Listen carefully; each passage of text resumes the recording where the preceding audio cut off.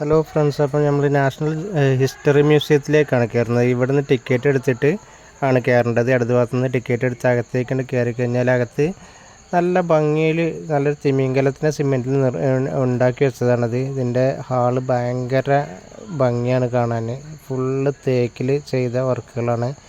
ഇത് ഹിപ്പോപ്പൊട്ടാമസിൻ്റെ രൂപം ഉണ്ടാക്കി വെച്ചതാണ്.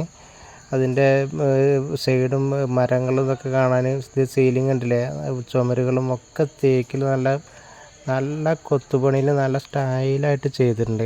കാണാൻ തന്നെ ഒരു വല്ലാത്ത അട്രാച്ച്മെൻ്റാണ്.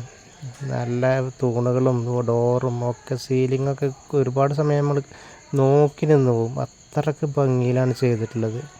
ഡോറുകളൊക്കെ കണ്ടില്ലേ, എന്തോ ഒരു സ്റ്റൈലാണ് കൊത്തുപണികൾ ചെയ്ത് വെച്ചിട്ടുള്ളതെന്നറിയോ. അപ്പോൾ എല്ലാവരും എൻ്റെ വീഡിയോസ് സബ്സ്ക്രൈബ് ചെയ്യാത്തവരൊക്കെ സബ്സ്ക്രൈബ് ചെയ്യുക, ലൈക്ക് ചെയ്യുക, ഷെയർ ചെയ്യുക. നിങ്ങളെ സപ്പോർട്ട് എപ്പോഴും എനിക്ക് ഉണ്ടാവണം. ഇനി നല്ല നല്ല വീഡിയോസ് ചെയ്യാൻ ഇനിയും എനിക്ക് ഒരുപാട് ഭാഗ്യം ഉണ്ടാവട്ടെ. ഇനി നിങ്ങളൊക്കെ സപ്പോർട്ടാണ് എനിക്ക് ആവശ്യം. ഇത് സിമെൻറ്റിൽ നിർമ്മിച്ച് വെച്ചൊരു 2 ആമകളെ രൂപമാണ് കേട്ടോ. അത് കേരളത്തിൽ നടത്തിയിട്ടുള്ളതാണ്. ഇത് തിമിംഗലത്തിൻ്റെ താടിയലാണ്. ഇതൊരു ദിനോസറിൻ്റെ അസ്ഥിയാണ്. അതവിടെ ഇങ്ങനെ ഫിറ്റ് ചെയ്ത് വെച്ചിരിക്കുകയാണ്. ഇത് ആനൻ്റെ അസ്ഥിയാണ്, ഒരു വലിയൊരു ആനൻ്റെ അസ്ഥി അതുപോലെ തന്നെ ഫിറ്റ് ചെയ്ത് വെച്ചിരിക്കുകയാണ്. ഇത് സിംഹത്തിൻ്റേതാണ്. തൊട്ടപ്പുറത്ത് കുതിരൻ്റെതാണ്. അത് കാട്ടുപോത്താണ്. ഒട്ടകപ്പക്ഷിൻ്റേതാണത്.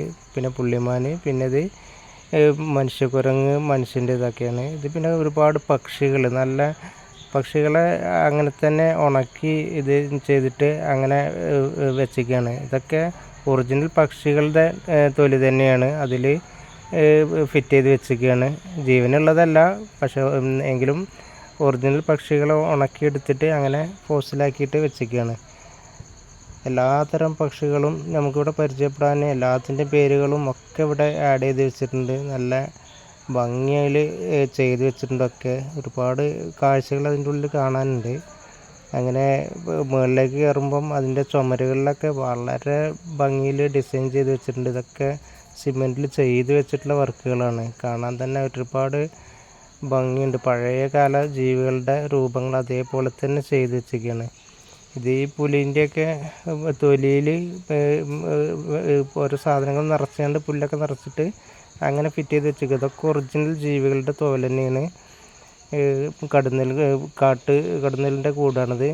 പന്നീൻ്റെ രൂപം, അങ്ങനെ കുരങ്ങ്, എല്ലാ ജീവികളുടെയും ഒറിജിനൽ രൂപം തന്നെ. അതിൻ്റെ തൊലിക്കുള്ളിൽ വൈക്കോലൊക്കെ നിറച്ചിട്ട് അതേപോലെ തന്നെ ഫിറ്റ് ചെയ്ത് വെച്ചിരിക്കുകയാണ്. കാടുകളും ഒക്കെ അതേപോലെ തന്നെ അവിടെ ഉണ്ടാക്കി വെച്ചിരിക്കുകയാണ്. ഒരു ബിൽഡിങ്ങിൻ്റെ ഉള്ളിലാണ് ഇതൊക്കെ എന്നുള്ളതാണ് ഏറ്റവും വലിയ പ്രത്യേകത. ഇത് മ്യൂസിയത്തിൻ്റെ ഉള്ളിൽ കാണാവുന്ന കുറേ ജീവികളുടെ അസ്ഥികളാണ്. പല ജീവികളുടെ ഇതുണ്ട്. അതുപോലെ കാട്ടുപോത്തിൻ്റെയും മാനുകളുടെയൊക്കെ കൊമ്പുകൾ ഒക്കെ ചുമരിലിങ്ങനെ വെച്ചിരിക്കുകയാണ്. ഇത് മുള്ളൻപന്നിയാണ്. ഈ പൂച്ചൻ്റെ അങ്ങേ ഭാഗത്ത് നോക്കി വെറും അസ്ഥി മാത്രമാണ് കാണുക. അങ്ങനെ പല ജീവികളുടെയും കൊമ്പുകളും, പുള്ളിമാൻ്റെ കൊമ്പാണിത്. ഇത് പഴയകാല വള്ളങ്ങളുടെ രൂപങ്ങൾ ഉണ്ടാക്കി വെച്ചിരിക്കുകയാണ്.